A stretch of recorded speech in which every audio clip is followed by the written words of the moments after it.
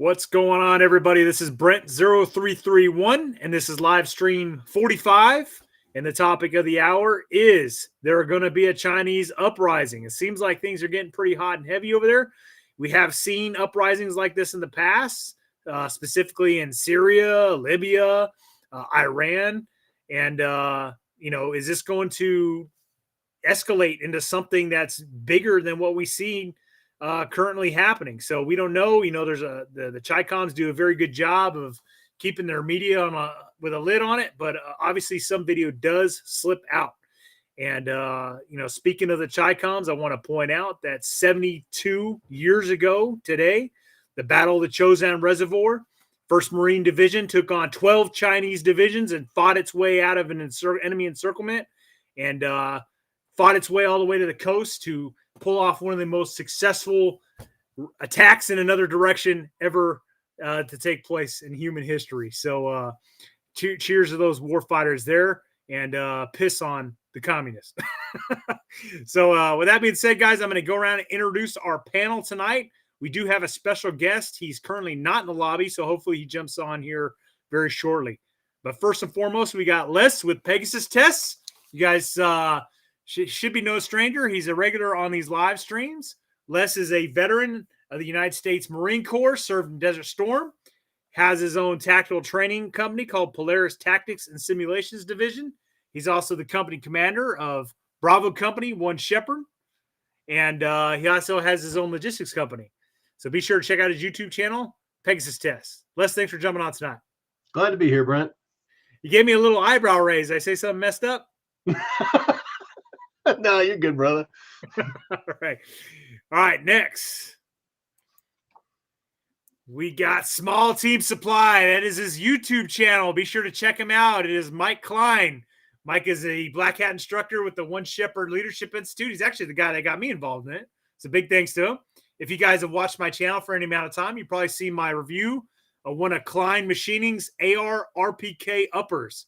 Fantastic. Turns an AR into a light portable support weapon. So Mike is he's got his own little madhouse machine shop going on there, but he's got his own YouTube channel, guys. So make sure you check it out at Small Team Supply. Mike, thanks for jumping on tonight. Thanks for having me, guys.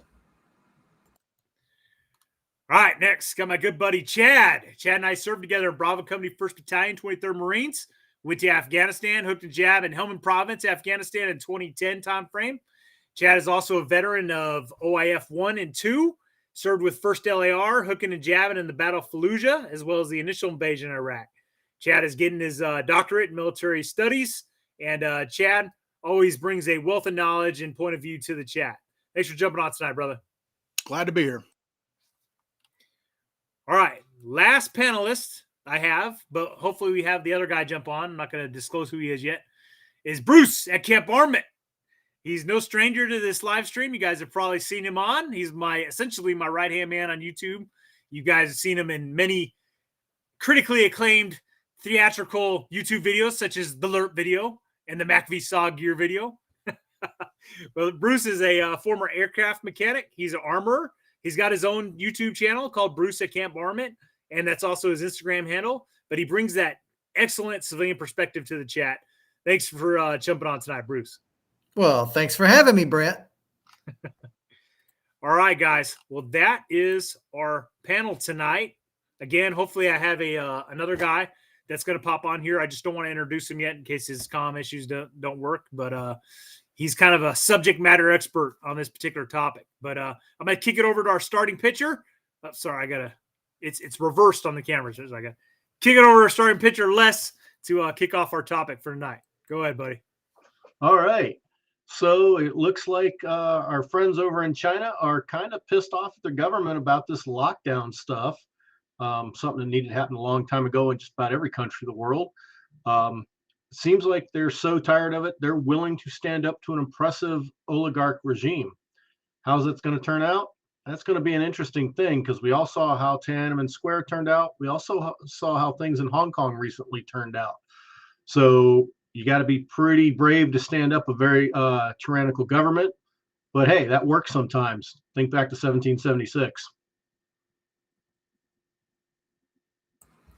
Yeah, it looks like everyone around the world had some level of protesting, like we saw in Canada, United States to some degree, except it was pretty subdued. And then other places as well, especially in Europe, like France and things like that. But the thing with China, you have to understand, is there's a lot of things going on over there. They had a huge housing bubble pop on them here recently. So they're going through some financial instability as they had the one child policy for a long time, so I still think there's a lot of pent up resentment due to that. And and these COVID restrictions, they are taking a whole nother level, and it just doesn't seem like there's been an end in sight. So I can totally understand why these guys are at their boiling point to where they don't care. They want some change happening now.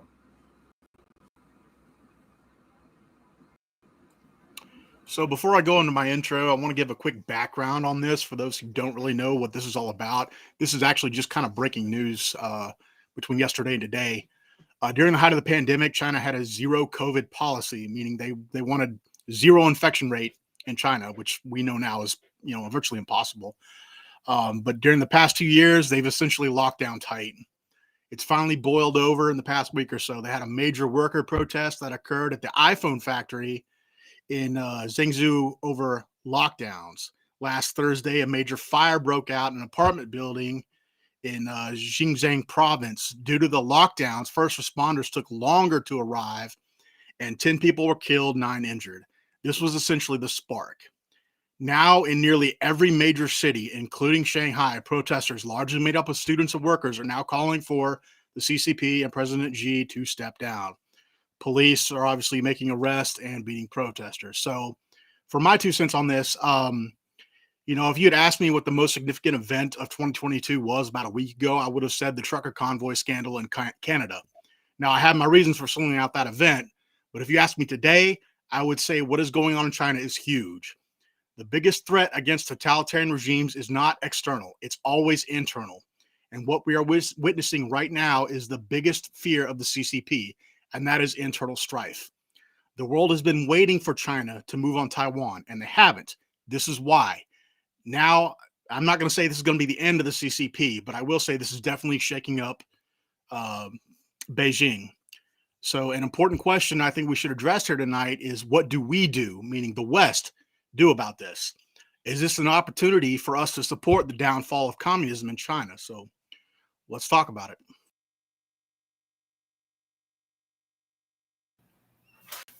All right, gentlemen. The only thing I would add to all of that is a lot of this is due to the pressure from the zero tolerance policy on COVID, and what seems to be happening is that you get a pass on your smartphone, and you have to go to move around China. You have to show your pass that you don't have COVID, and what the government's doing is they're manipulating those passes for some people and shutting them down and preventing them from moving freely throughout the country or even throughout the city. Now, the problem with that is they can just do this on a whim. They don't have to do it because, they think that you have COVID. They can do it for any reason at all. And the Chinese have given them that power.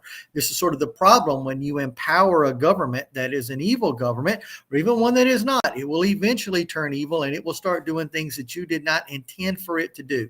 And that's exactly what's going on here in China right now. People are getting stuck, and where they get stuck, one of the issues that we haven't talked about, maybe we will, is grain shortages coming out of Ukraine. Grain shortages coming out of Ukraine are affecting everyone. The pressure is worldwide, as we have seen, both fuel and food. And people are upset because they're not comfortable. Now, if they were comfortable being stuck in an area, probably wouldn't be the big issues with the uprising that we're seeing and the protests that we're seeing. But things have come to a boiling point there, and they have in the past as well. We've seen these types of protests when buildings were locked down and small residential blocks were locked down. But here we are now, and we're seeing it on a much larger scale. Do I think that it's going to be very long-lived? No, I don't. China will crush this. China will deal with this one way or the other. But it will be interesting to see nonetheless, and give you a little preview of what we're in for when socialism and communism takes its grip on this country. All right. So I'm jumping on here because our special guest is on tonight, and I want to introduce him.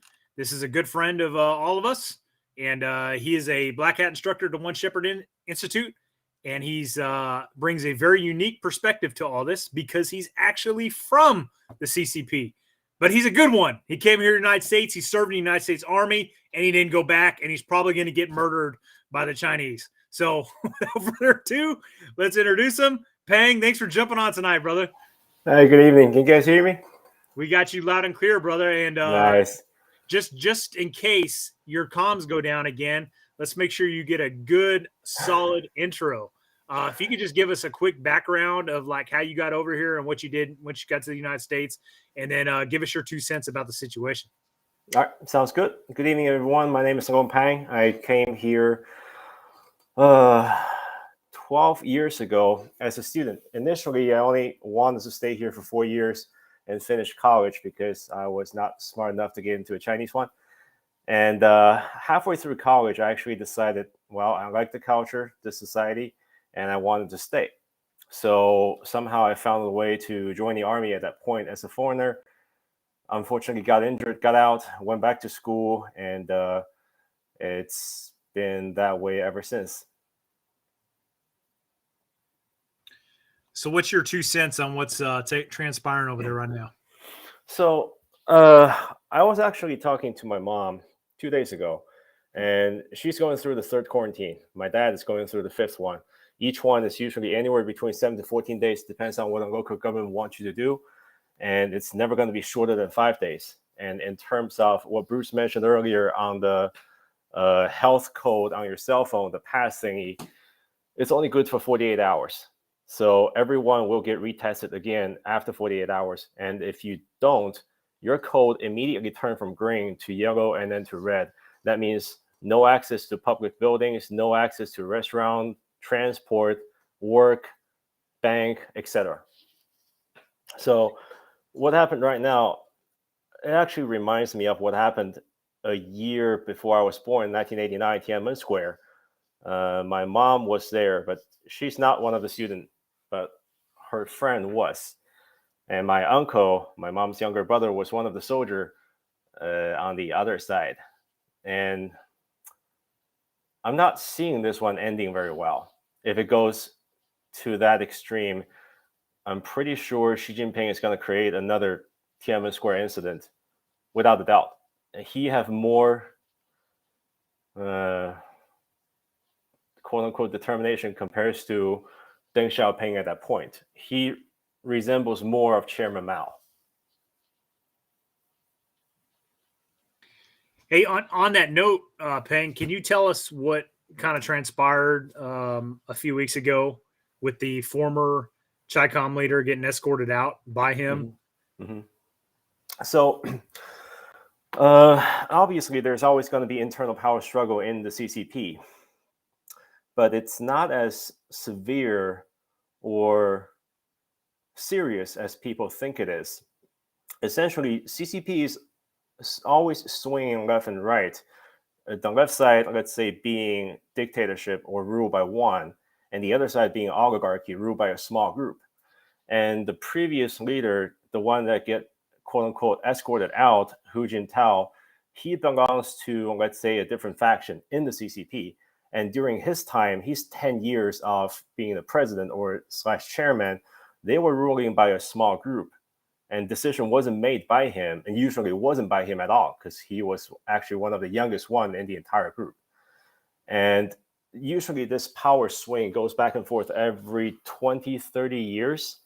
So we're just seeing that happening with Xi Jinping right now, because the previous 30 years was nothing but economic growth.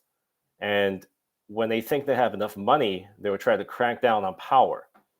When the power thing didn't work out anymore, just like right after the Cultural Revolution, they will open up and do an economy and do oligarchy. And then they will swing back again 30 years later into dictatorship. So I guess, if I'm right, we're seeing the beginning 10 years of the dictatorship from Xi Jinping. I'll open it up to you guys. You got questions for Peng, just in case we lose him again? Yeah. So would you say the COVID restrictions is mostly politically motivated to try to stamp out his rivals? Uh, this is only my opinion. So I think there could be three different reasons. Number one, COVID officially hit the news in early 2020, but the riot and demonstration in Hong Kong started in summer 2019. So half a year through I should call it the Hong Kong Revolution because I do stand on their side. It's a very happy coincidence for the CCP to find a reason to quarantine everybody and keep them home and arrest anyone that's on the street. So that's reason number one. And obviously, at this point, we can see it kind of backfires even in mainland China because, well, you just don't want to starve to the point you obey the order, but you disregard your personal preservation. And some people will choose not to do that, especially the younger generations. That's my theory, number one. Number two, so far, every single COVID-19 test in China, that every 48-hour thing, is free. At least what the government tells us is always free. All you need to do is line up, get poked in the nose, and get your sample, and your code will turn green, hopefully. But the thing is, all the money comes from the Chinese social security system. So the government is pretty much tapping into a pool of money that people already put into without everybody knowing because the economy is crashing. And that's their way of getting, I don't know, maybe another 2-3 years worth of revenue from this. Because as soon as it opened up, of course, no more tests, no more money. Yeah. And the third one is very similar to the Hong Kong situation. If they think you're going to protest or cause trouble, all they need to do is turn your code in red. You don't have to have a positive test from the COVID-19. There could be all different kind of reasons. From what I know, if they want your money, because everything in China is on the phone. Nobody even carry a wallet anymore. It's digital wallet, digital pass, digital everything. So they control your money. They can tell the bank to shut down your account, but they still have access to your money. You don't. And you don't have the mobility to even protest or go to the bank and say, what the fuck is going on? Nope, you don't have that choice. You will stay where they want you to be until they want you to be somewhere else. Sounds awful like what we're heading into. Unfortunately. Real quick, Pank, I got a question because and I'm glad to have you on here because you're essentially a freaking subject matter expert on this, coming from that country. So we've had several streams in regards to the PRC and the possibility of them invading Taiwan. And I know Chad, for the longest time, has said that, he, although not impossible, he believes that it's not going to happen because of the internal strife taking place in the country. What's your opinion of that? I know we're kind of veering a little bit off topic, but I because we have you here, I got to ask this question. So I agree and disagree at the same time. Obviously, with any dictator, if they are somewhat smart enough, they're going to weigh in the pros and cons on invading another territory, even though that looks good on quote unquote reunifying the entire China. But at the same time, if the Taiwanese did put up a strong resistance and everyone else jumps in, they're probably not going to win. And in every past empire in the Chinese history, usually if they lose a major war, there's going to be more internal riot and overthrow the empire itself. So it backfires very badly. But at the same time, we are all thinking logically, and dictators usually don't think that way. So if they think the invasion is going to be a very good excuse to divert all the attention and stress they're having domestically, there's reason for them to do that. So it all boils down to which one hurts him more.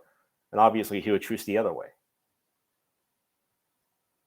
That's a fantastic point. I think in reference to this situation, what really stands out from events like Tiananmen Square is the presence of, say, Western news media, coupled with the fact that I'm assuming, and Penny, you can correct me on this, that a lot of people over there now have cell phones, and we are seeing a lot of these images coming out of China.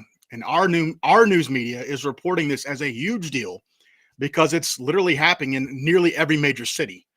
So what that tells me is maybe something like social media is playing a part in this. What is the social media situation over there? Is it as prevalent as it is over here? Pretty much everything, every social media post you can see are going to be a one-time deal, because the government ultimately have 100% control on everything you can share, see, or communicate with each other.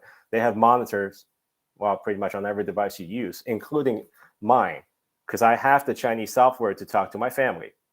At one point, if you guys remember last year, one of the high-ranking official was sleeping or raping one of the female tennis player in Beijing. And that hit the news for 20 minutes before it was censored. And I was asking my friend the same thing the following day. And then immediately after I asked the question, my account was locked out.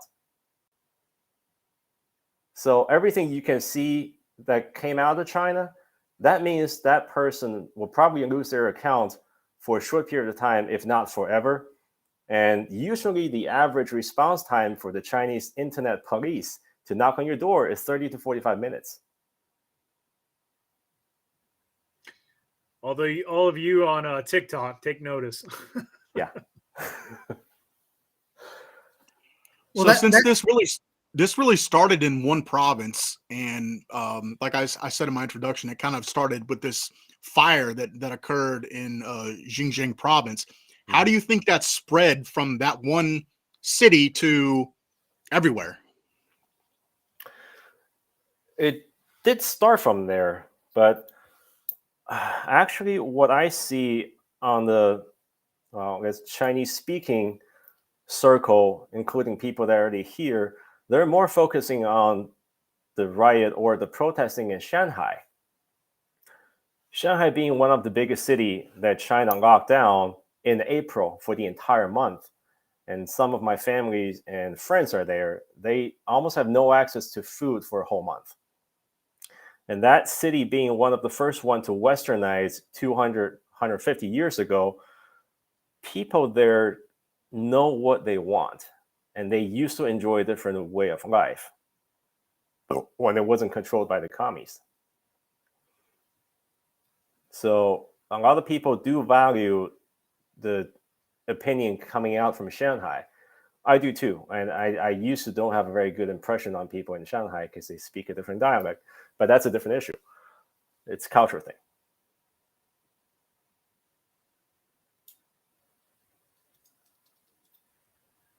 What you got, Les? You've been quiet.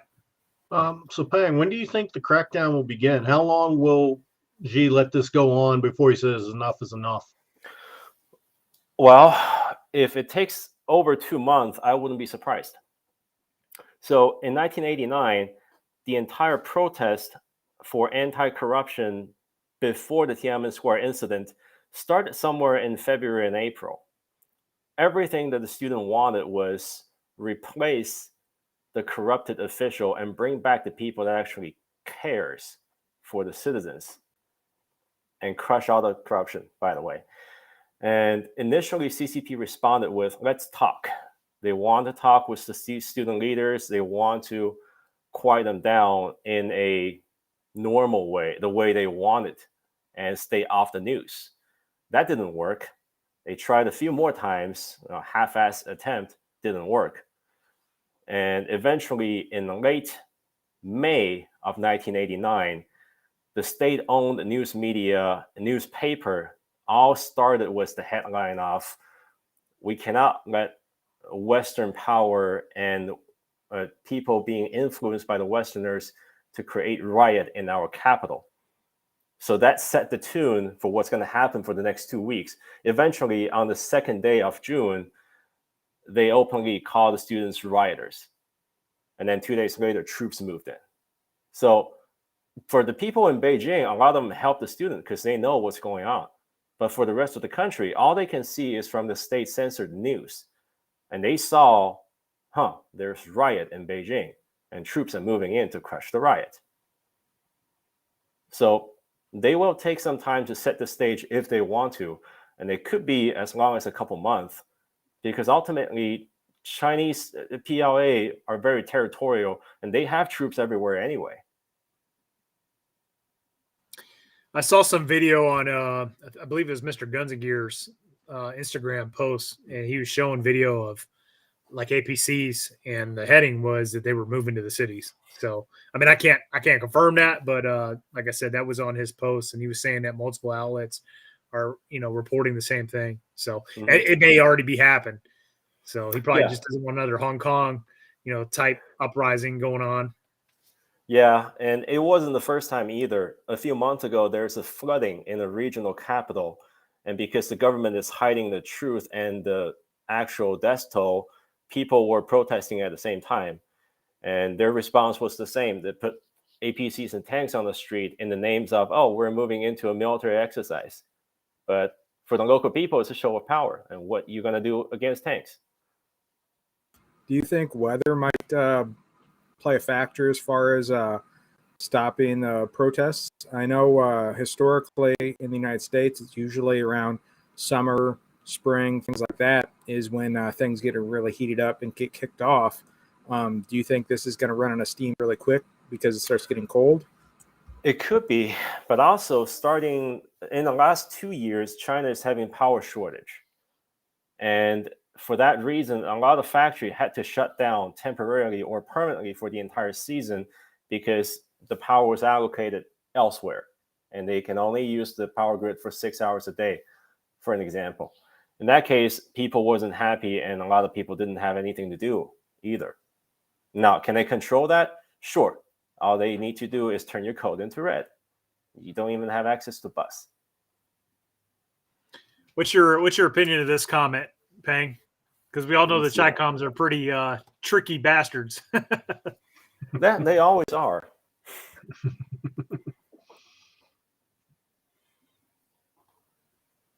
Any comments on it? Did you see the comment? Yep. What are your thoughts on that? Is that a possibility?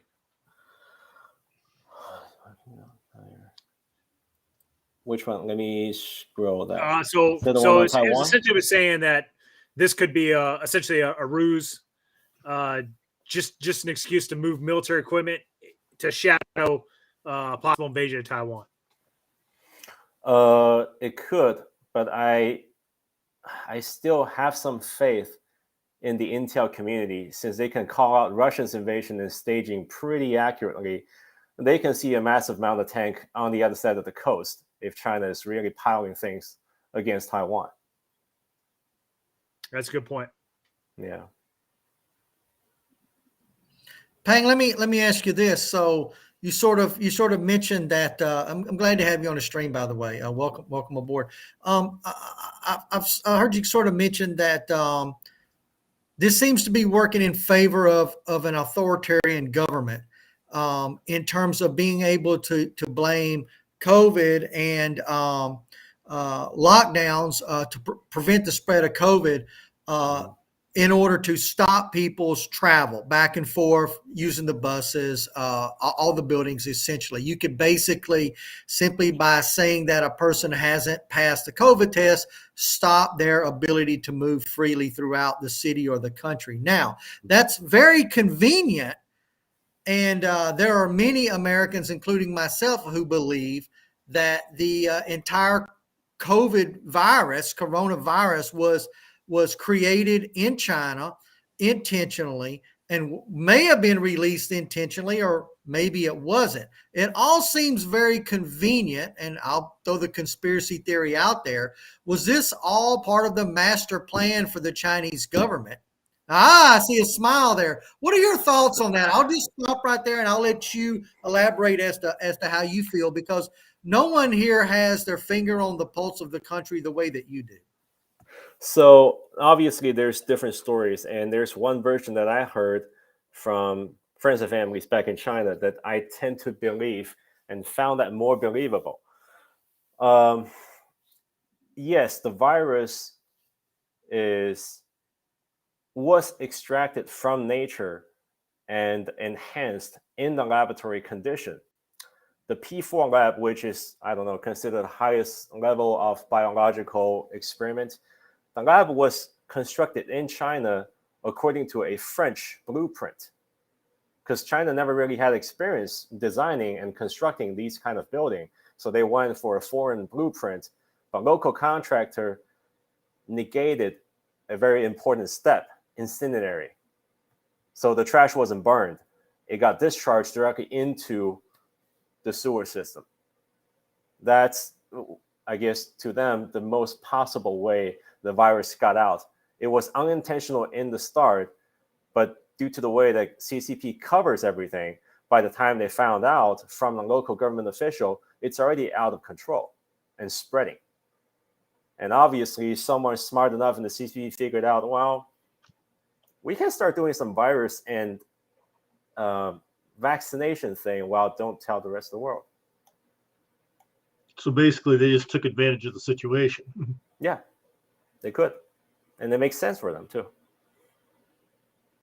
And just one thing to add that I mean, okay, I'll actually accept that theory. It certainly sounds possible that it was initially accidental, but really quickly became a nice tool that a authoritarian government could use to control its people. And I'll take it a further step, not just control its people, but make a lot of money. Now, I'm not seeing any numbers on this, but you talked about all of the COVID tests in China being free.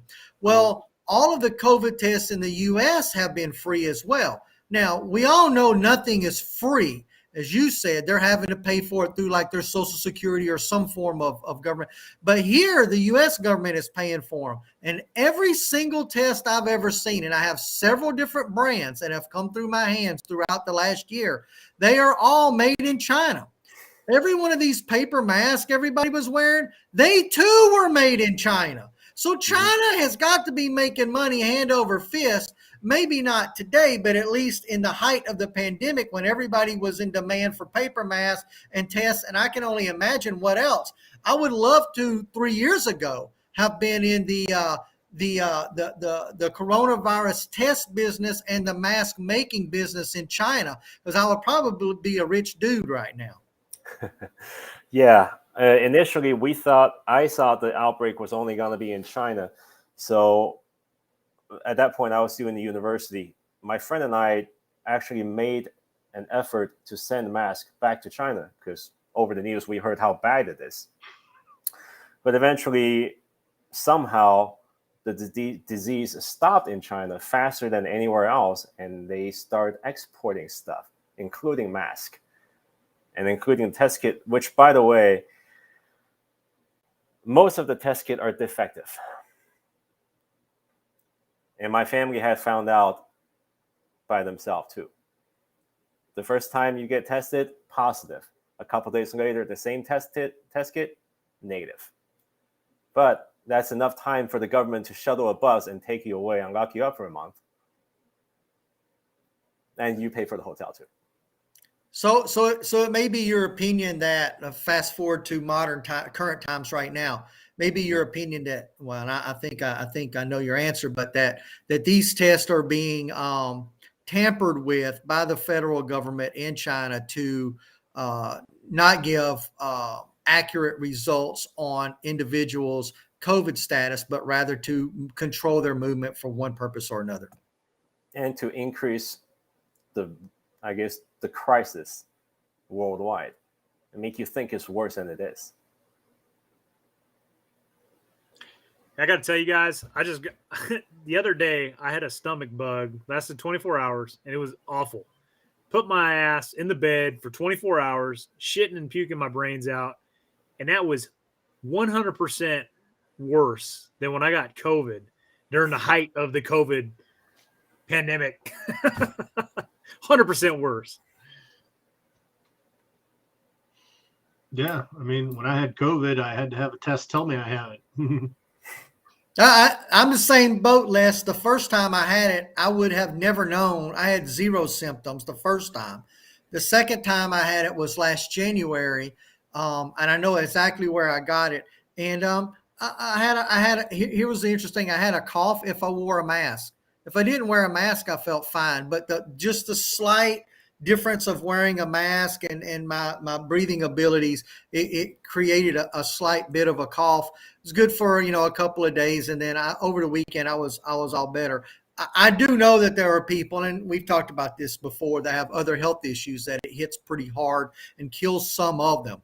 But for maybe those of us that don't have those or more fit, and I don't think it's just that, and I don't want to turn this thing into a COVID discussion, but I know it's directly related to the China issue. But I do think it may also have something to do with genetics somewhere down the road, because I've known people that seem to be fairly healthy without issues. It hit pretty hard, and other people who were already on death's door before they even got it, and they got through it just fine. And you're like, what the hell, right? So maybe there's more to it than that. I didn't mean to really turn this conversation into that, because we certainly have a lot of streams about it. But I'll turn it over to somebody to get us focused back on China. But it's hard to talk about. It's hard to talk about the Chinese government, the big, bad, evil communists with the big red flags and the tanks, using the coronavirus to control its citizenry, without every one of us here thinking about how our government did it to control us. Yeah, 100%. Even like when Pang was talking about the media control, there was a thing that just come out in the news not too long ago where government agencies were working in conjunction with Twitter to censor whatever information that they wanted censored. So you can see the parallels right there. Oh, without a doubt. I mean, the funny thing, to sidetrack a little, this Twitter thing, Elon, who was the greatest guy in the world for wanting to colonize Mars, for building electric cars, for revolutionizing spaceflight, is now the biggest asshole in the world because he fired some people at Twitter. And being a business owner, I can tell you, good for you, Elon, because if you can fire 7,500 people and your business doesn't crash overnight, you had a lot of extra people doing jack shit.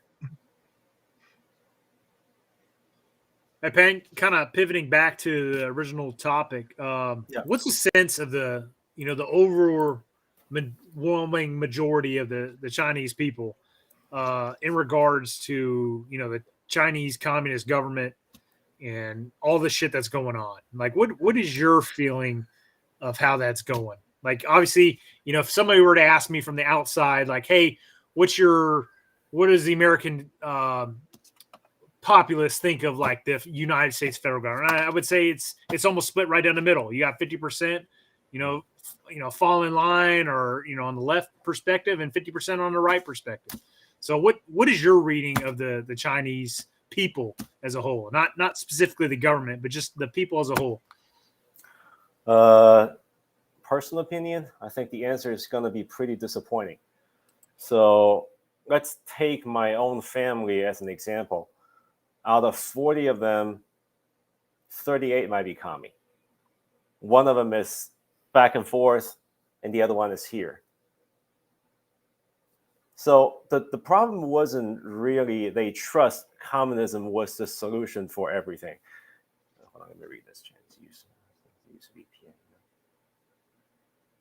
Oh, I'll answer that real quick after this one. So no, they're it's not really that they trust communism was the only solution, because who are we kidding? They had 30 years of open market. That's exactly what capitalists will do. They just trust the party in charge, just like if they had a false hope for an empire that was there before. As long as the government or the one on the throne is stable, the government is stable, and everything seems to be under control, they can suffer a little and then just go through everything. And maybe 50 years later and looks back and say, well, we definitely had it better than when the Japanese was invading. This is exactly what my grandpa told me over and over again in conversation in the past 30 years. He will always compare his life now to after the Cultural Revolution, to when New China was formed in 1949, to when he was a baby in 1933. So he's grateful that he's having a better life right now. And unfortunately, he's giving the credit to the Communist Party. And most of the young people being brainwashed enough will say the same thing, if not two different. Yeah, it'll be mostly the same. Okay, somebody brought up the point a little bit earlier with the advent of the VPN and the ability to go out. Do you think that alternative news is getting into China, and that's really the problem here? Because it seems now, from we've seen from different conflicts, that you can't stop the signal, to use a phrase. And is that the case in China as well? Of course. That is why I think it was last year or 2 years ago, Chinese government had a new piece of regulations essentially saying if you get caught using VPN, they can sentence you anywhere between 3 months to lifetime in jail. Because they know how bad a VPN can do to them. It will be the same course of action as if saying someone was destabilizing the regime.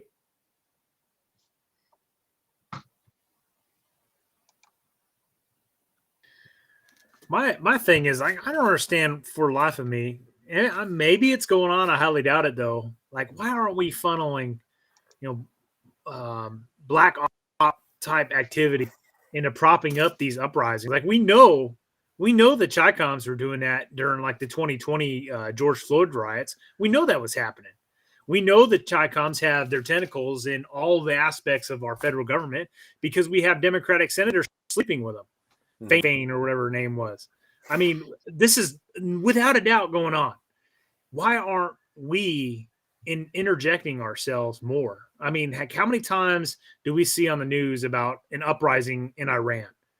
And I just saw at the World Cup, like they get offended by us saying Iran, not Iran. So make sure you say Iran. That's going to be my go-to word from now on. I'll never say Iran again. But anyways, I digress. Why are we doing more? Like, you see these Iran uprisings all the time, and it just seems like we can somehow get weapons in there, spur that spark a little bit more and destabilize their government. I mean, their government has got to be super weak. And these Chinese communists, like, there's got to be some fire there, right? There's got to be something. You got people standing in front of freaking T-55 tanks with no weapons, for Christ's sake. Back in the day, there's got to be some people in there that just want to raise hell, and all they need is just a little aid, right? Well, I mean, go ahead. Yeah, go ahead. No. Yeah. Okay. The short answer is we are so intertwined with China economically, we have to be very careful. And unfortunately, since the liberalization of the Chinese economy under Deng Xiaoping, we've just been intertwining our economies more and more and more. So we're obviously trying to be careful. There's already supply chain shortages and stuff like that going on, and we're coming out of a recession or going into one, depending on how you look at it. So I want to traverse a minute for the big picture here, mainly on the Taiwan situation. So Doc isn't here to rant, so I'm going to do it. So bear with me. China is not only facing COVID protests, but their economy has taken a major hit too. And I think someone brought this up. Small Team Supply, I think, brought it up. They're in the midst of a major mortgage crisis right now. Many of the CCP's stimulus measures have either failed or banks are not complying. Reports are claiming that economic collapse is imminent in China. I know that's just Western media. It may or may not be true. So there's a lot going on behind the Chinese borders. So this is playing out to what I believe could happen in Taiwan. These protests could push the CCP into attempting to use the war as a means to distract the people from what is going on. China could become more aggressive on the world stage because of this. They may feel that they're backed into a corner. The safest way for China to address the Taiwan is blockade. Okay, and this is actually going around the news right now. I think Reuters reported on this too, that they're looking at how the United States can combat a Chinese blockade. Okay, and this is in line with Sun Tzu's concept of winning without fighting. So on a quick side note, there's a great book out there, The Concept of Winning Without Fighting by China, put out by the Marine Corps University Press. It's called Political Warfare. And for those who aren't familiar, Marine Corps University will send you any of these books free of charge. They are paid for by the taxpayer dollars. The book I'm referring to is Political Warfare Strategies for Combating China's Plan. Win Without Fighting. It's by Professor Gary. I can't pronounce his last name. It's on there. Again, it's completely free. Just go to the Marine Corps University press website, complete an order request, and you should have it within a week. But anyway, Chinese military approach to Taiwan is likely going to be to surround the country, starve the population of goods and services from the outside world. China believes the West is weak and probably won't attempt to break such a move. And in some ways, they're right. I mean, look at our president. He's halfway to the grave already. Taiwan has adopted what it calls a porcupine strategy, which is largely an asymmetric approach to dealing with Chinese aggression. This strategy was proposed by a professor, William Murray of the U.S. Naval War College in 2008. Essentially, it focused on the adoption of a largely defensive strategy by Taiwan. The point is to make the Chinese believe Taiwan could be attacked and harmed to some extent, but can never be defeated without unacceptably high cost. Okay, so this goes into what Brent was talking about. What about the West? Okay, what can we do? So I just want to read something from this book real quick. Bear with me, okay? The Center for Strategic and Budgetary Assessments identifies common traits of PRC political warfare as follows. 1, a powerful centralized command of political warfare operations by the CCP through organizations such as the United Front Work Department and the PLA. 2, a clear vision, ideology, and strategy for the employment of political warfare. 3, the employment of overt and covert means to influence, coerce, intimidate, divide, and subvert rival countries to force their compliance or collapse.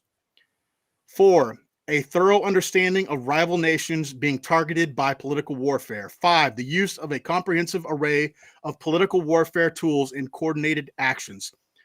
Next, a willingness to accept high levels of risk resulting from the exposure of political warfare activities. And finally, and most important, tight bureaucratic control over the domestic populace. And what we're seeing right now is a disruption in that last one right there. So tying in with what Brent was talking about, why aren't we doing anything? Okay, I believe from the start that the key for the West to undermine the CCP is on Chinese soil.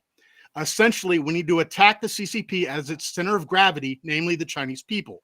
The question is how? At this time, we need to be supporting the protests in any way we can, overtly and covertly. I think that if enough internal instability is reached, China will react with a few threats followed by some bitching and moaning, but nothing tangible. You know, hopefully the CIA has some dark room in the basement of Langley filled with hackers who are working on hacking Chinese social media and state news sources in order to put out propaganda harmful to CCP. Now, I say that partially tongue-in-cheek, but not completely. But I think we should be proactive about this. Our current administration is pretty weak, generally speaking. So I'm sure we're not taking advantage of this, but maybe we should. No, here. I totally agree with you on that, Chad. And I think we should also, I've said it on several live guys, but be the arsenal of democracy. We should be arming the living shit out of the Taiwanese. I mean, we should be dumping stuff on them. And Brent, I'm sure you'll catch the symbolism of what I'm about to say, is we should forward deploy forces, specifically 4th Marines. And Brent, why would we specifically send the 4th Marines? Because they're known as the China Marines. That symbolism would not be lost.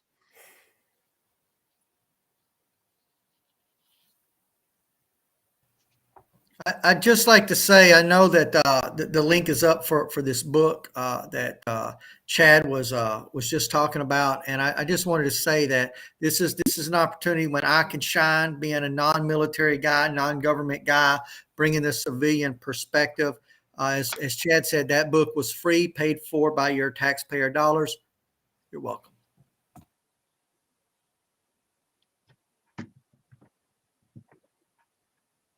I think we lost Brent. Yeah, I think we did. Hey, who needs Brent for this stream? Okay, we got this, right? All Yeah, right. you go, Bruce. He was always anyway. We were just carrying him along, right? Guys, I don't know where Brent went. I don't know what's going to happen. There he is. Oh, thank God. We were just talking about how much we needed you, Brent, and how bad you were. So sorry. No, the Chicoms did not off me. I was looking at that Marine Corps University website, and then I was muted. And then Les asks me a question about the 4th Marines, the China Marines. So I'm like trying to scramble to like get everything back so I can unmute my mic, and then I accidentally closed out the browsers. Sorry, guys. Thanks, Celeste. No. Welcome Carry on, back. Jets. Carry on. Welcome back. I just wanted to say one thing in terms of what Chad was just talking about, that I'm gonna come back to it. Okay, I want to kick it over to you, Pang, and let you talk about what Chad said about the book, and then I'll come back with my other thought, because I don't want to get sidetracked there. So that reminds me of another book that, I don't know, that came out actually in 1999 or something. Is it still here? Maybe it's here. Is it Unrestricted Warfare? Yep. You got it. Yep. That one. Yeah, I am halfway through that book, and unfortunately, a lot of things make sense, and they are doing it. But someone mentioned this, I think, a few live streams before. All we need to start everything in China is for Elon Musk to send 1,000 Starlink over their sky, and everybody have free access to all the information they need. Pang, that was Yeah, going to be my point. You just nailed it. I know Brent mentioned sending weapons to arm the Chinese. Guys, I've seen Red Dawn 1,000 times. Don't get me wrong. I don't disagree with Brent. It would be a beautiful sight, right? But I think that the reality is the better way to arm the Chinese is with free information and the ability to be on the internet, communicating with one another before their government shuts down these messages. And just like Ukraine, where we're giving them Starlink, we're allowing the Ukrainians to communicate freely, both within the military and on the civilian side. If we did the same thing for China, if there was a way to do it, man, that would probably have much more of a positive effect than dropping weapons into Shanghai or any other cities inside. Now, listen, I'm an American, so I say do both.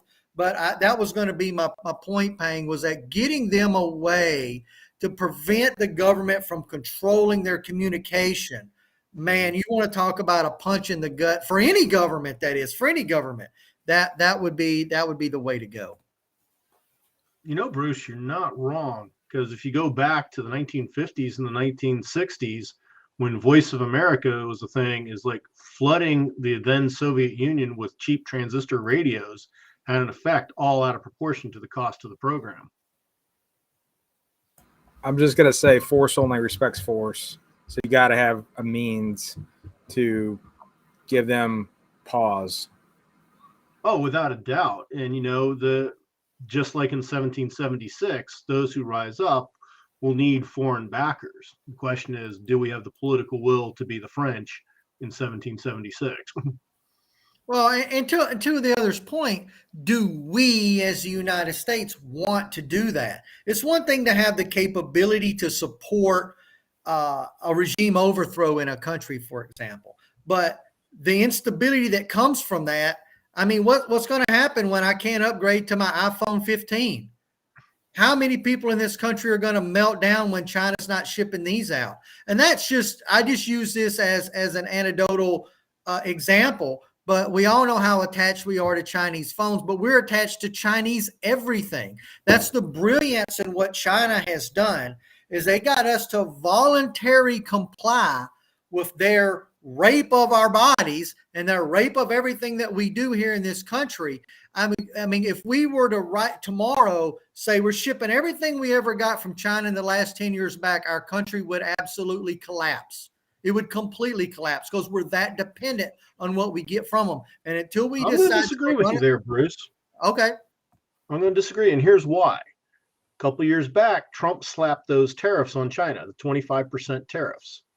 Now, that was a big first that was overlooked by a lot of people because all the previous presidents I ever know said, I'm going to get tough with China and I'm going to do this in 6 months, and then quietly never did it. Trump did it on the spot.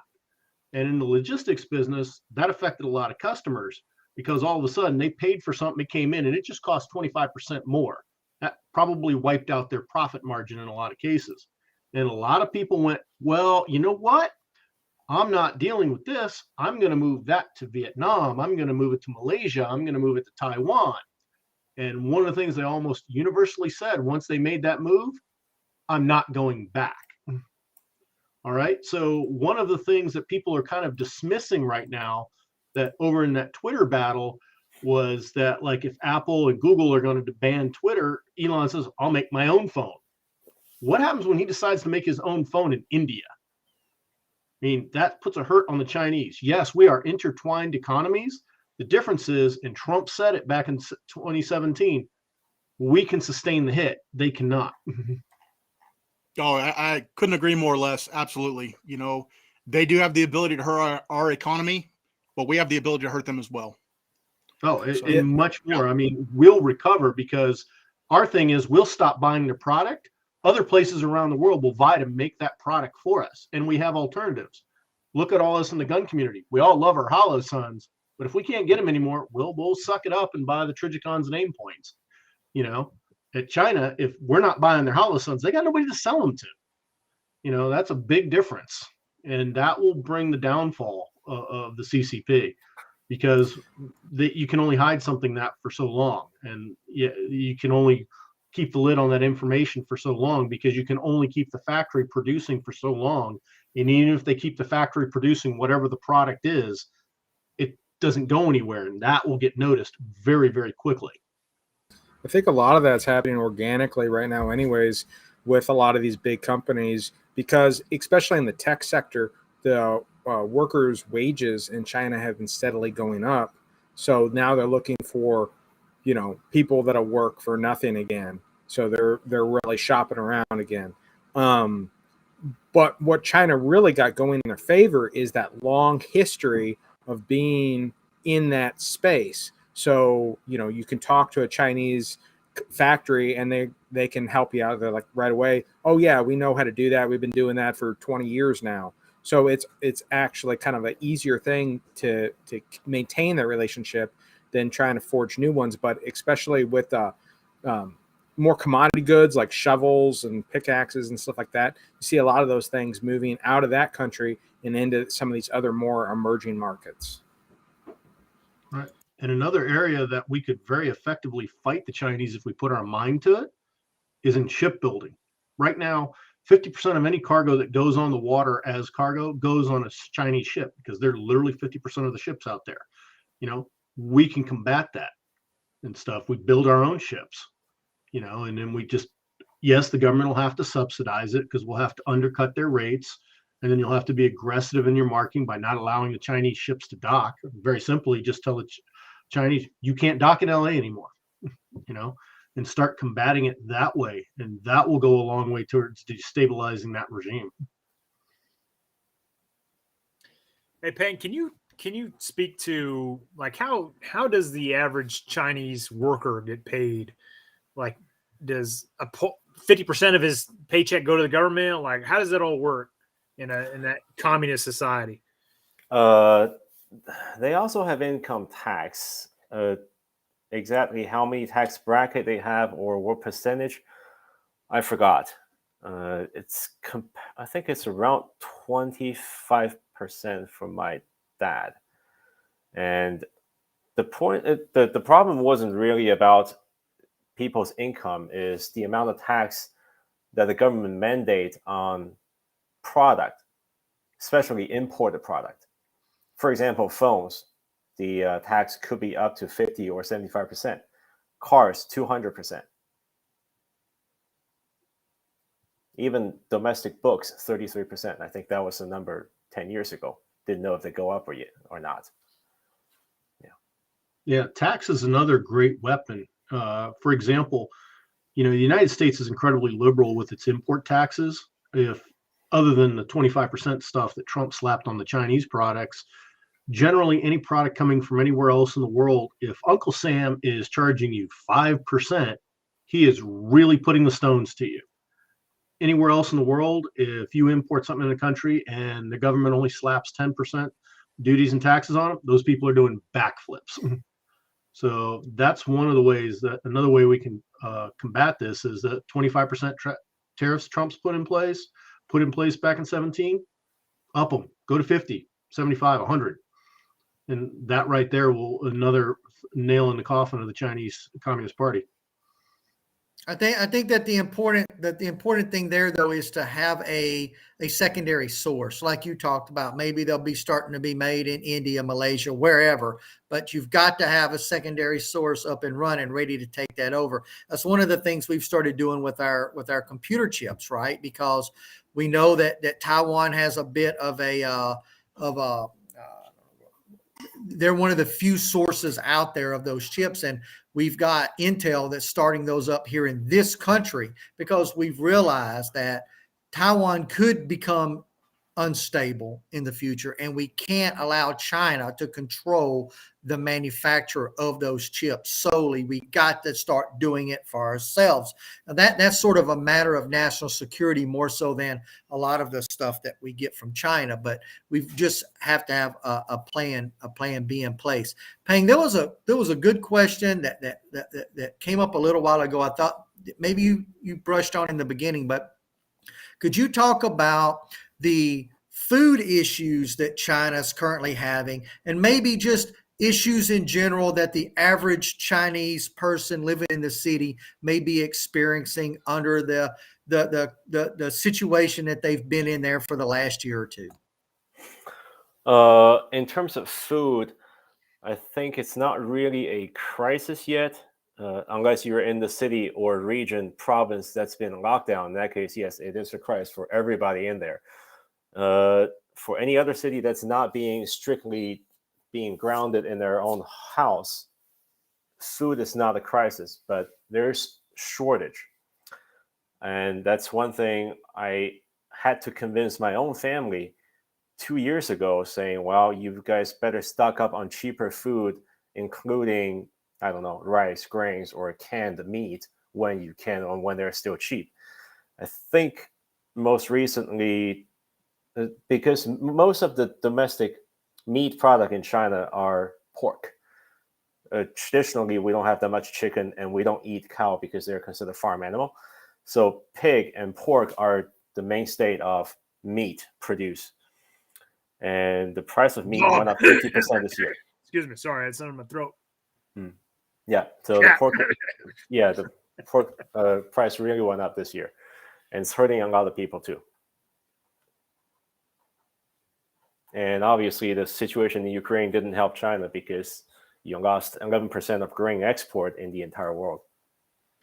Let me follow up real quick. I'm glad you brought that up, but would you say that there are some Chinese that are starting to sort of become preppers and starting to stockpile food stuff when it's available, in fears that they could get locked down and stuck inside a high rise for 2 weeks? Or is that something that they're not really doing right now? I don't know the number of people doing that, but there's a lot of them start doing that, especially after being locked down once. COVID started when I was still in the university. One of my coworkers' family had 1 jar of pickle in the fridge for a house of 3 for the entire week. They didn't die. Fortunately, they didn't die. But after that lockdown, they were in Wuhan, so it was the initial one, serious one for the entire month. But after that one, yet they start stocking up on food, seriously stocking up, dried rice, even just ramen noodle, whatever can feed themselves. Yeah, I don't know who else is doing it, but it's not a bad idea.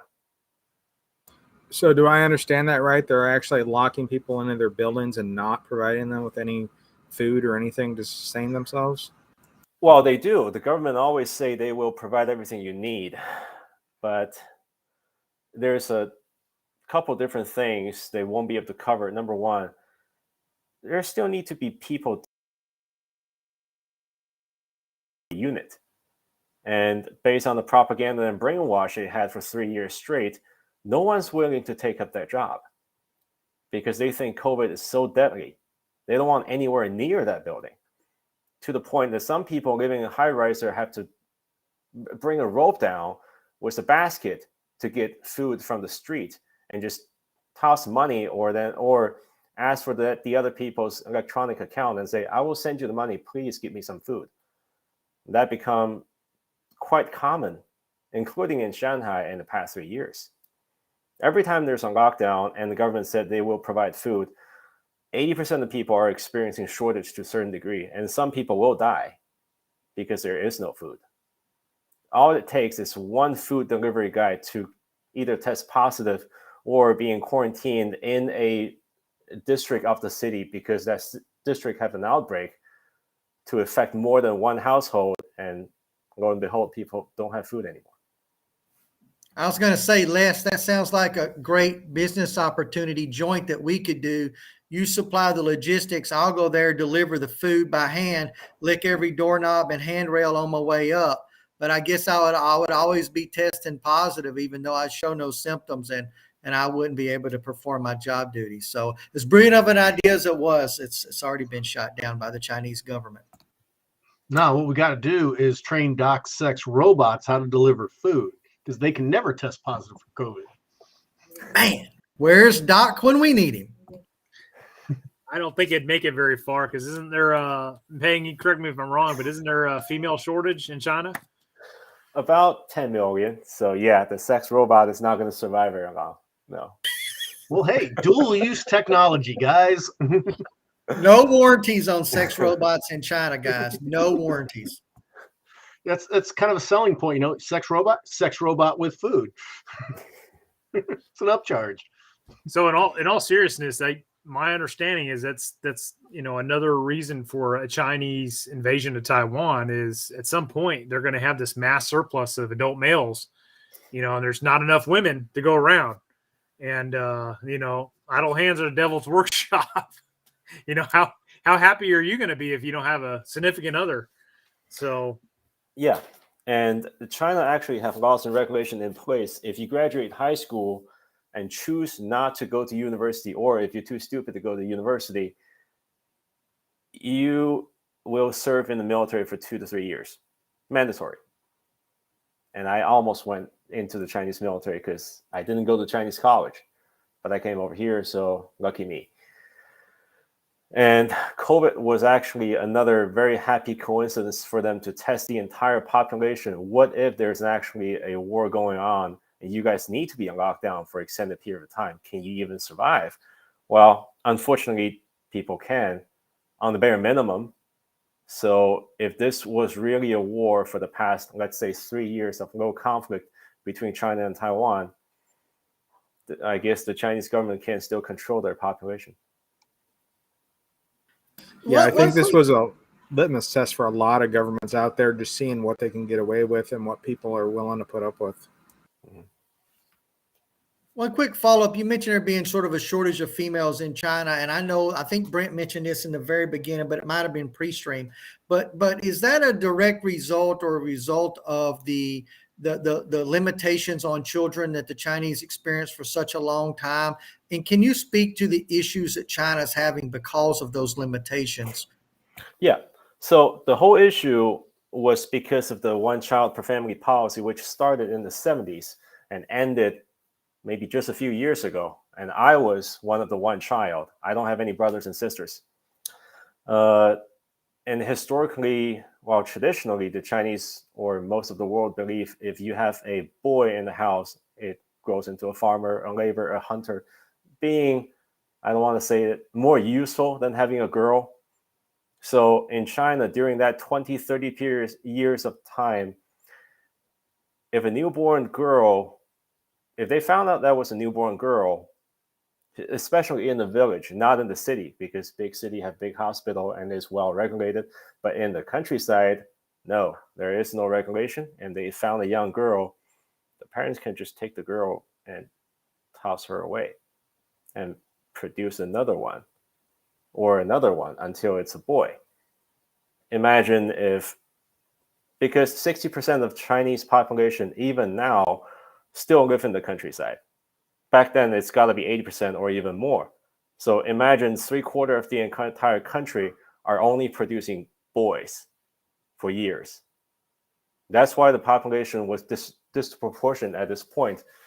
We have, I guess, 10 million more guys than girls and they're all young.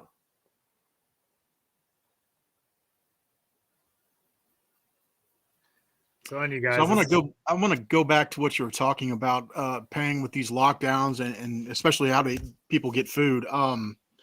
Historically speaking, many Chinese governments don't like to lose face. And I mean, China has a history of liberalizing, especially under Deng Xiaoping. Do you think the CCP will continue this zero COVID policy, or will they change? I was born in a city called Shijiazhuang. It's in the northern part of China, 2 hours away from Beijing.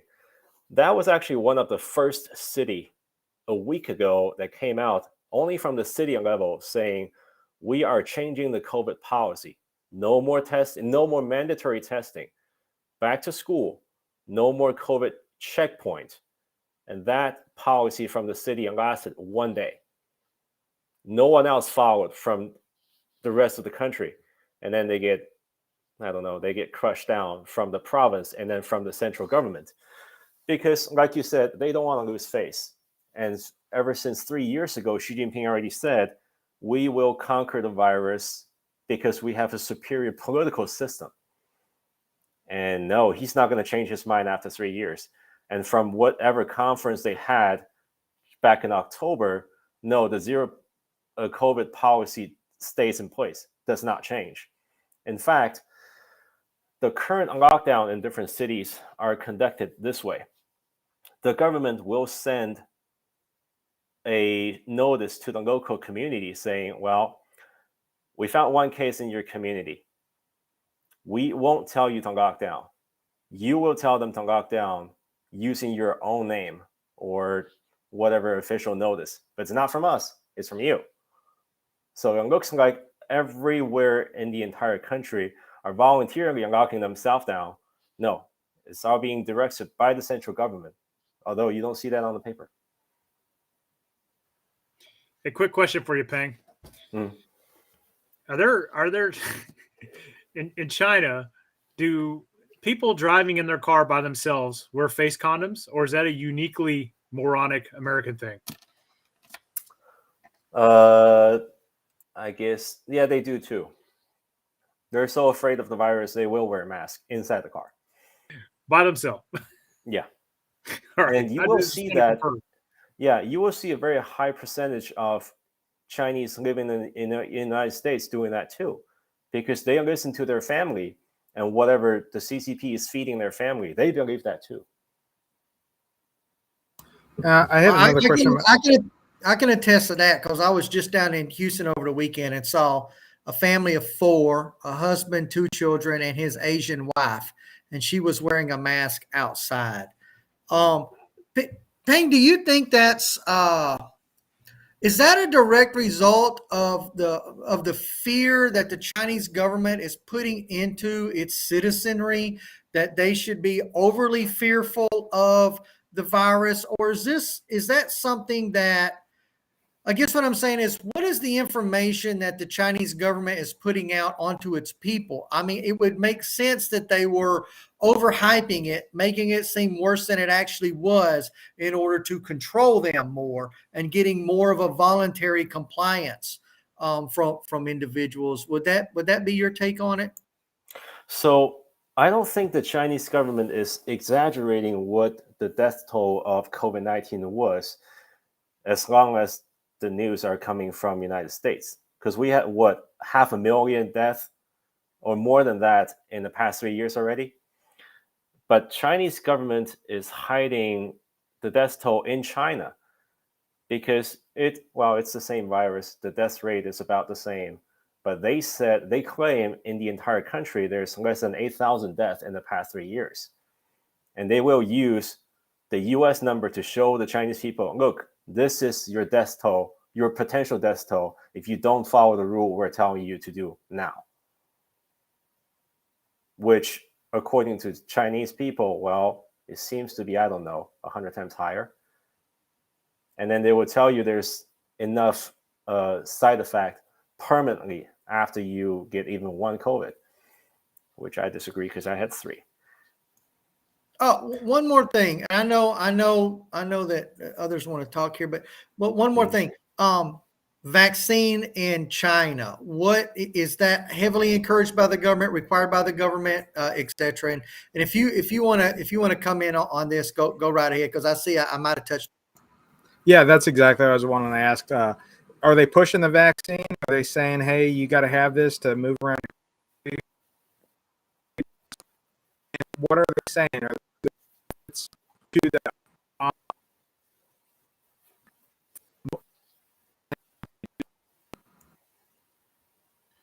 You were cutting up. Yeah, it was kind of broken up, but I understand your question. Initially, I thought it was going to be a nationwide mandate. It turns out it was not, because I think a lot of people refused to do it, even though the government said it's only going to cost you $20 to take the shot. And it's only one shot, and we have a better vaccine than the United States. But I guess enough people realize the effective rate compares to the US one. The Chinese one is only about 40%, while Moderna and Pfizer are at least said to be, over 90%?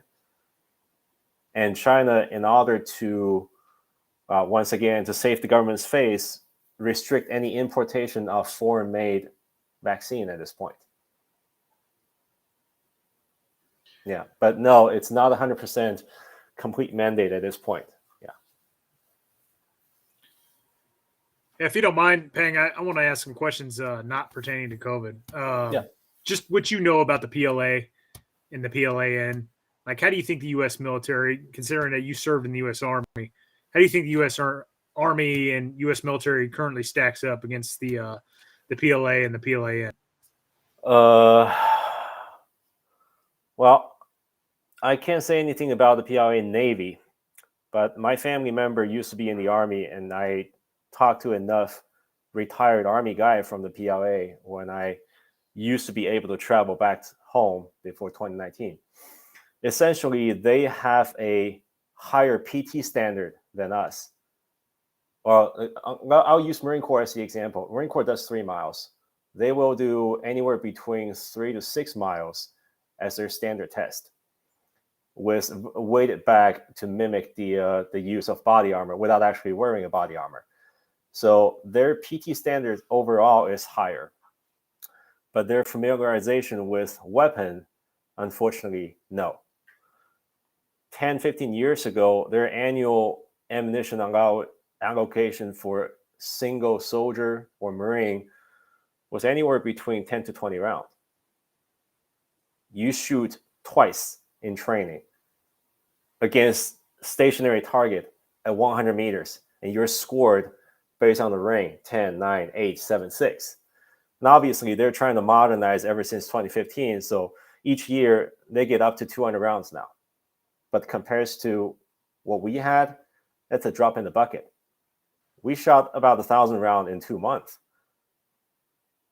So they're not going to be as familiar with their equipment or proficient as US troops, and they're mostly not that well educated. Here, every single recruit need to graduate from high school at least.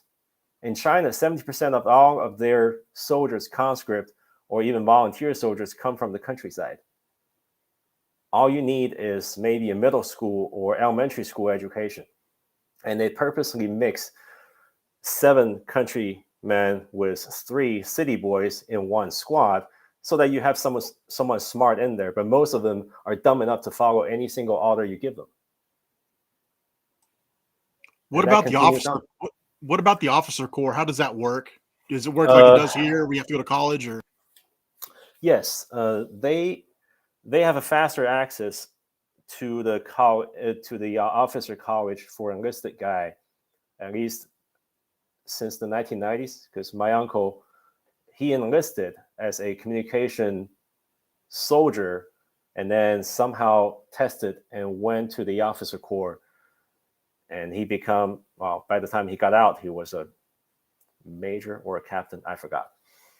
But what they are lacking, and just recently, maybe in the past 3 to 4 years, start building, was, I guess everybody already know, the NCO Corps. Oh, they jammed him. Yeah, they got him. They jammed him. They shut Too him many down. state secrets. They're like, All right, he's now telling begins our the Triangle military Memorial secrets. live stream. Brent, your countermeasures work We can talk fantastic. COVID, but he's talking Army stuff. Brent's Go. countermeasures worked fantastic for an hour and a half. You almost beat him. That's probably a freaking PLA Tomahawk, man. It just took out his whole house. Yeah. That's a shame. He was a good guy. Or he got Clinton. I don't know. Well, then that's a suicide, right? Yeah. A suicide by Tomahawk missile. He's back. Well, while He's got we're a waiting nice for stream, so. While we're waiting for him to come back on, if he is coming back on, I want to kind of address everybody with this general question. Something we may look at He's is alive! how there he is.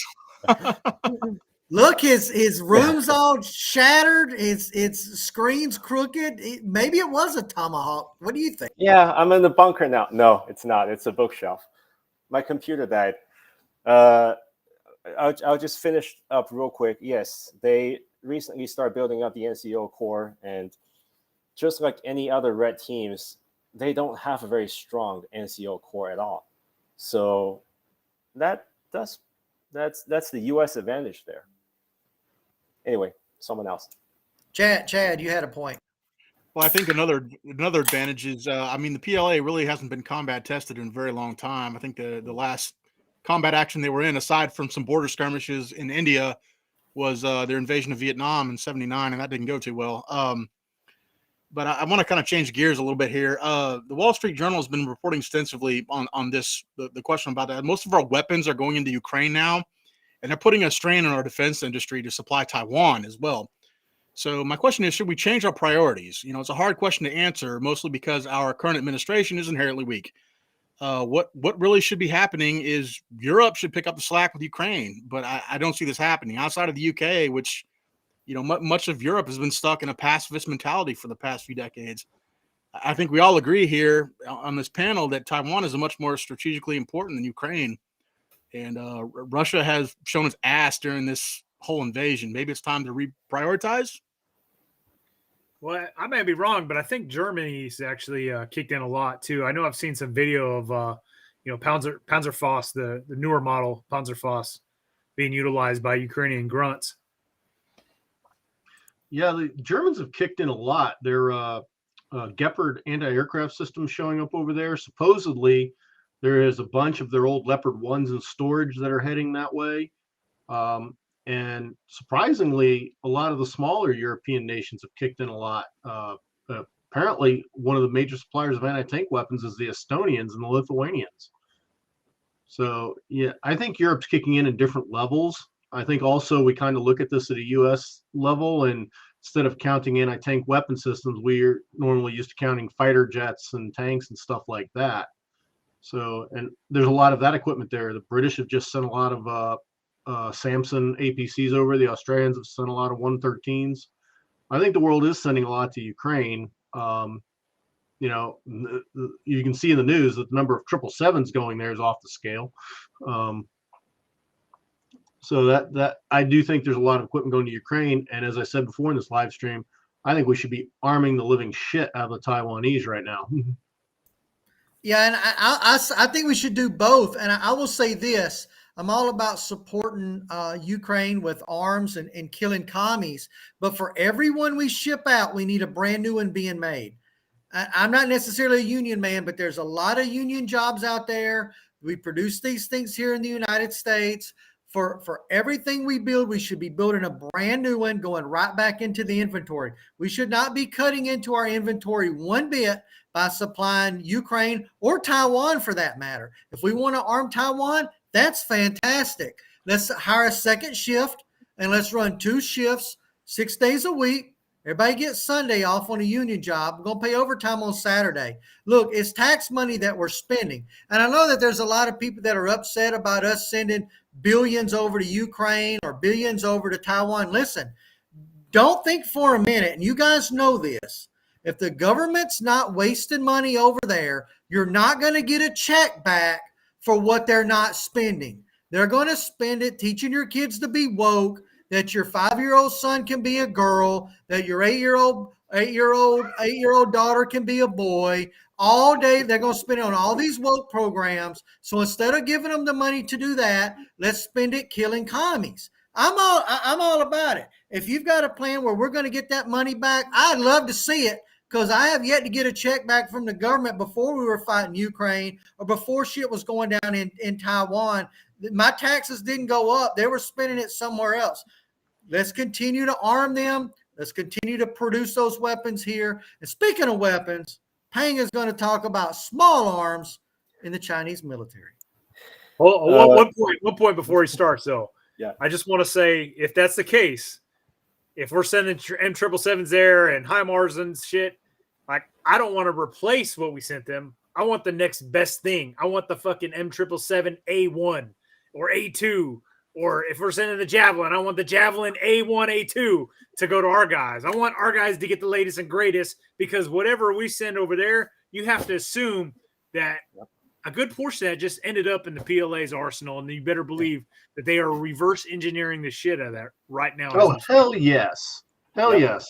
Did anybody see that news report recently about the Russians? They bought all that stuff from the Iranians, and it was so many millions of euros, plus a bunch of NLAWs and Javelins.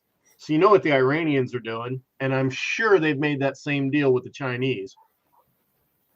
Yeah, the Chinese army already started issuing Red Arrow -10 or HJ-10, which is their domestic copy of Javelin.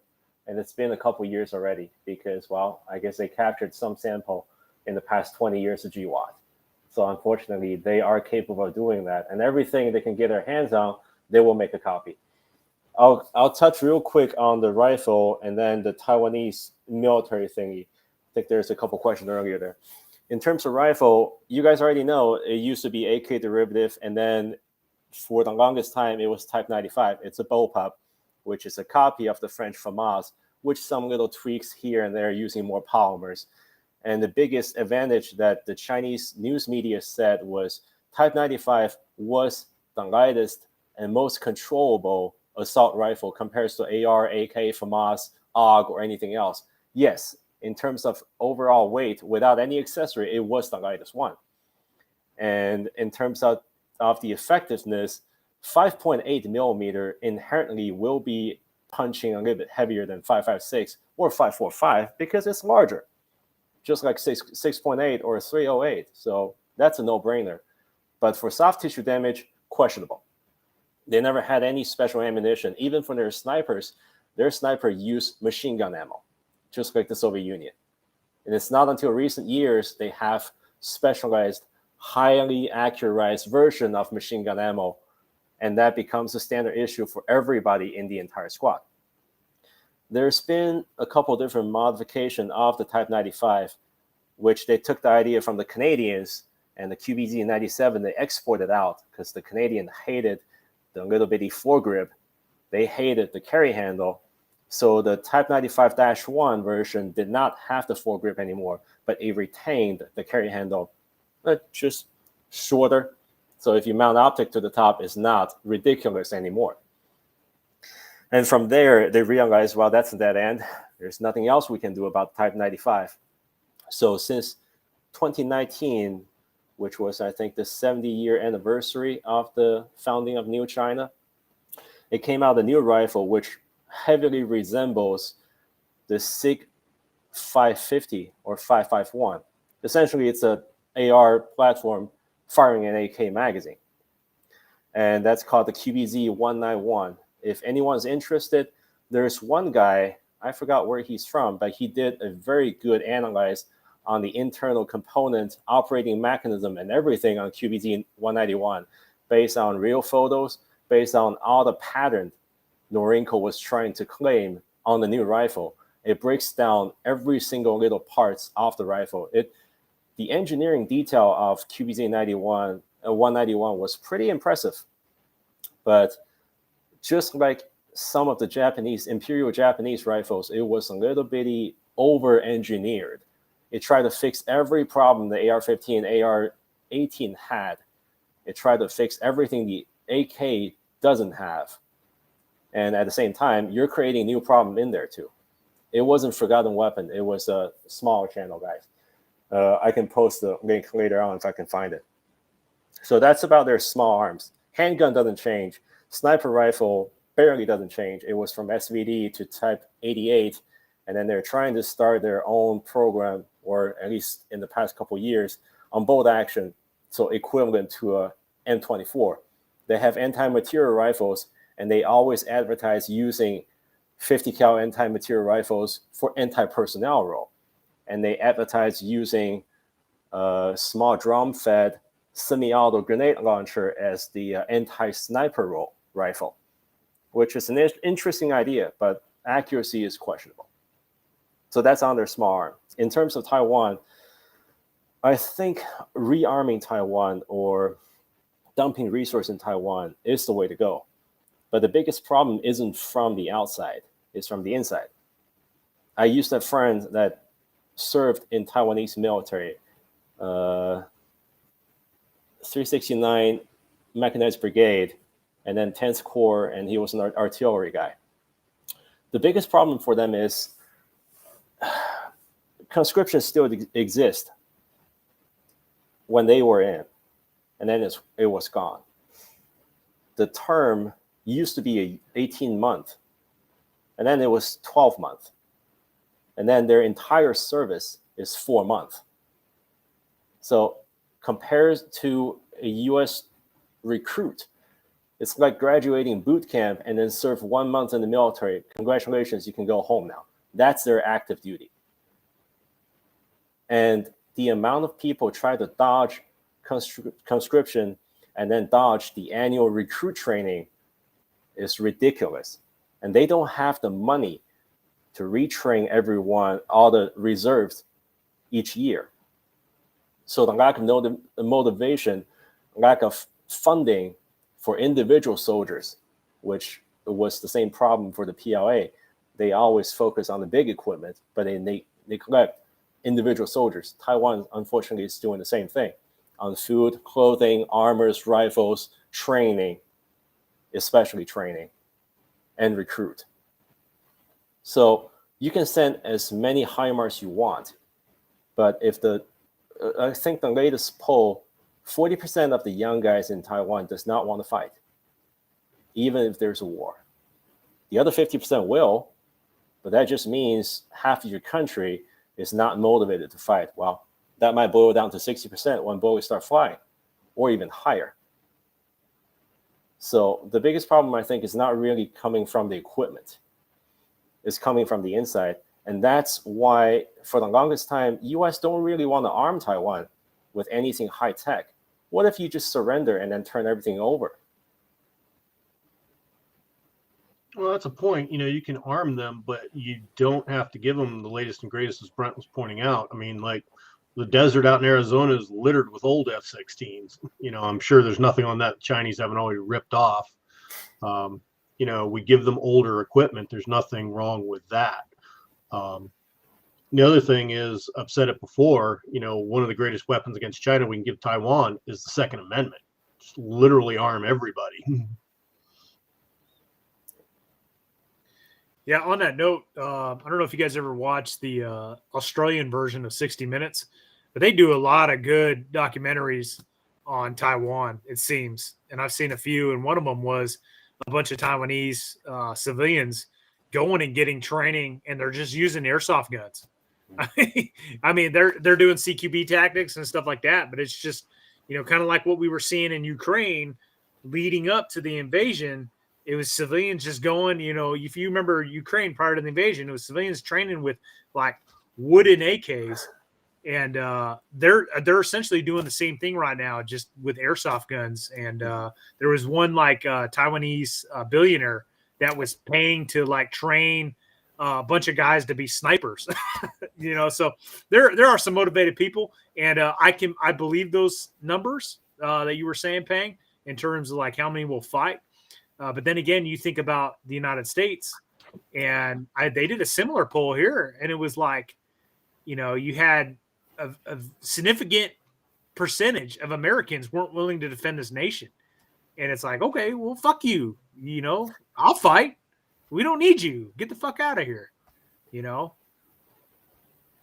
There's also a thing too when the bullets and the artillery shells start flying. Look at the Ukraine. A lot of people got real willing to fight real quick.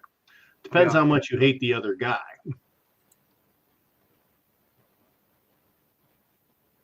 I mean, I think we've also become a little jaundiced because we went through 20 years of the GWOT with allies that really weren't that interested in fighting. Yeah. Let's see. We're at the 135 mark. We've had an interesting conversation, and Peng has definitely been a source of knowledge. Isn't it funny how he can like speak about all aspects of China? from their medical to their government, their military. It's like, He's been a hell of a representative for the yeah, I know, government right? of the country. Ambassador Peng. All right, hey Peng, final question, and then we're going to do a roundabout and close this off. Can you confirm or deny that Chinese people eat dogs and cats? They do, and I had it when I was a kid too. Not really on the cat part, because we were told cats taste sour. Dogs are good though. That's terrible. You guys are heathens. You all need to die. All right, let's go around the horn. We'll start with Les and work clockwise. Just final thoughts on the topic. Chicom uprising. Go ahead, take it from the top, Les. All right. Well, will the Chinese people uprise? Have they had enough of this stuff? Only time is going to tell with that. They are watching the World Cup. They are seeing freedom in front of their eyes. Everybody playing soccer without any masks on. And that's got to be resonating there. As we talked earlier in the live stream about VPNs, the word is getting through. You can't stop the signal. And it's going to be a contest between the will of the people versus the repression of the government. Les, can you give any updates on your YouTube channel? I know you've been putting out a lot of videos lately. Oh, yeah. I've been pumping videos out lately. Desert Brutality just finished out, and I've got all the videos up for that. Please check it out. Also, I'm finally getting a chance to work on all the videos from our One Shepherd fall semesters at Bravo and Alpha Company. Getting those up right now. This Friday comes out the video covering the FTX from Bravo, the STX from Bravo Company. And each week following that, I'll get the videos out for Bravo's FTX and all the segments of Alpha Company's fall semester. Thank you, Les. You are a patriot and a scholar. Hoorah! So at the end of the day, you get the government you deserve. Let's see if the Chinese think they are willing to fight for something better. I do got some videos coming down the pipe. They're going to be mostly engineering related. So we got some, I can't show a firearm on this live stream, unfortunately, but I got some J-frame revolver grips I've been working on. Also some Ruger SP 101 grips. And I had a viewer request for me to demonstrate how I got the Echo 2, Fostech Echo 2 trigger working with the CMMG 22 LR conversion. So that'll be coming in next little bit. All right. So first of all, big thank you to Peng for coming on. You definitely give us a lot of insight on what's going on over there. With regard to the protests, I think this is a good thing. I think we need to support these protests overtly and covertly, though I don't have any hopes for our pansy-ass administration to take advantage of this. The term propaganda has a bad connotation in Western countries, but I think it's something we, meaning the West, need to look at, as well as counter-propaganda efforts here stateside. And of course, I will end with this very important statement. Let's go, Brandon. Well, yeah, let's go, Brandon. So I spent most of the night listening to Peng and learning a lot, absorbing it like a sponge. He brought a wealth of knowledge and information to the conversation for sure. So I hope you all are appreciative of him being here. I don't really have anything to add in that other than on the way back, I drove up from Houston back to Dallas. I saw a "Let's Go Brandon" billboard. So Chad, you'll be happy to know that. Appreciate your support of our current president. What's going on with your YouTube channel, Bruce? You trolling me now, man. You trolling me. I know. What do you? I know You had almost a year without a video. I know it hasn't been. Come on, man. Now, come on, man. It hasn't been that long. I have tons of ideas in my head, but every time I get ready to do something, man, I want to add something to it, and it ends up me just not turning anything out. So it is what it is, guys. But I told you all from the beginning, if you subscribe to my channel, I promise not to inundate you with useless videos, and I've managed to accomplish that. Thank you, sir. Well, as much as I want to see a political change in China, I have to say, if the only type of revolution that Chinese people understand and know is the communist way in 1927, I hope there's no revolution, because they're just going to repeat the same mistake and have another dictator up there. It's not called CCP anymore, just under a different name, and give people, I don't know, 10 years of good life or 10 years of illusion, thinking that they are better. If there is a revolution, I hope it's in the same style of Polish or Romanian after the collapse of the Soviet Union, so that the opposing party actually gets in, and people who are being elected to represent the population will change the country for good. That's all I got.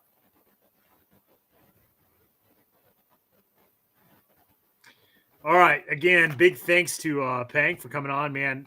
Awesome. I mean, he spoke about like every aspect of China that we had a question about. So I have no reason to doubt that everything he was saying was God honest truth. For you guys that have never met him before, he is a black hat instructor at the One Shepherd Leadership Institute. So whether you're going to Alpha or Bravo, there's a good chance he'll be there. More likely with Bravo than Alpha, but he definitely attends both semesters from time to time. So you want to learn small unit tactics, guys, you might get him as an instructor out there. So check him out. Great discussion tonight. Literally, this is one of those things that we were, up until a few hours prior to the live stream, we're like, what are we going to talk about? And then this came up. So to be able to pull this together at the last minute was a fantastic time. I appreciate everybody jumping on tonight. We've had about 180 or so viewers throughout the night, and that's a pretty good showing in my opinion. Just my final thoughts, I'm anything against communist China, whether that's covertly backing, uprisings over there. I think we need to be giving them the same medicine they've been giving us. We know they've had their tentacles in every aspect of the United States, from, civilian public life to, private lives and everything else. And in our federal government, they've stolen technology. They disregard all patents and everything else, and they just reverse engineer everything we do. We just need to do it back to them. We need to give them their own medicine. We need to, get in their culture, get in their governments, and just make everything a living hell like they do to us. So they are the number one geopolitical threat, and we need to treat them as such. That's my opinion. We need to fight them like we had the Soviet Union during the Cold War. If we want to come out on top and continue to have the United States, strong nation going forward. Otherwise, we're going to be living underneath a communist China thumb eventually. That's the sad truth. So that's my 2 cents, guys, as far as my YouTube channel is concerned. I just got back recently from doing the Sear Challenge Season 2 with Grunt Proof. If you guys didn't see Season 1, it's a fantastic series that he's put together. And I went up to the mountains in Northern California and took part in that little Sear Challenge. And it was a lot of fun. I can't disclose anything that happened because, he's putting it together in a series. So obviously after that series is over, I can talk about it. But I can just tell you guys it was just a blast. Had a great time with a lot of those dudes, Grunt Proof, Stoker-Matic, and Jared, the guy I competed against. So you guys can look forward to that coming down the pipe. So I do have one more camouflage effectiveness video featuring the camouflage pattern of the Taiwanese army. Kind of ties into this live stream. That's coming down the pipe. And then I do have a video that I'm working on currently over a new tactical flashlight from HRT, which will be a first. I've never done a video over a flashlight before, but there's a first time for everything. So that's what I got coming down the pipe, guys, with the Brent0331 YouTube channel. And of course, you can always look forward to future interviews with warfighters and live streams weekly or bi-weekly, from this channel. So that's all we got for you guys tonight. I appreciate everybody signing on. Thanks for fighting a good fight. Semper Fidelis, and we'll see you guys on the next one.